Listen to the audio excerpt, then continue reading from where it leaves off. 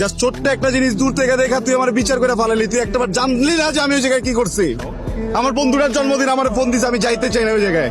আমি ওখানে কইছি যে আমার কাম আছে তো আমি আইতে পারুম না, তারপর আমার জোর করে নিয়ে গেছে। আমি যাওয়ার আগে করে কইছি পর্যন্ত যে আমি কোনো কিছু খাইতে পারুম না, কারণ আমি মায়ের ছুঁয়া কসম খাইছি। আর তুই দূর থেকে দেখে আমার বিচার করে ফেলালি না। হ্যাঁ, আসলে সমস্যাটা তোরে তো একাদশ দিয়ে লাভ নেই, মানে তগই সমস্যা এটা।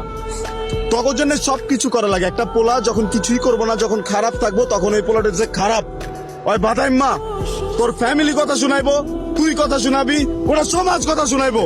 আর যখন ওই পোলাটা পুরোটা জিনিস বুঝা নিজে কামে ঢুকবো, নিজে কাম করতে যাইবো, তখন আবার কবি যে তুই সময় দাস না, করুম কি আমি পাগল হয়ে যাবো। তখন মেয়ে মানুষরে পাইতে হলে এইটা করতে হইব, তখন মেয়ে মানুষরে পাইতে হলে ওইটা করতে হইব। আরে মেয়ে মানুষ পাইতে গেলে যদি এত কিছু করতে তাহলে নায়িকা বিয়ে করুম। তুই কে তোরা কি লেগা বিয়ে করুম আমি আমি আমি ভালো রাখতে পারব না। আমি রাখুন না তোরা ভালো।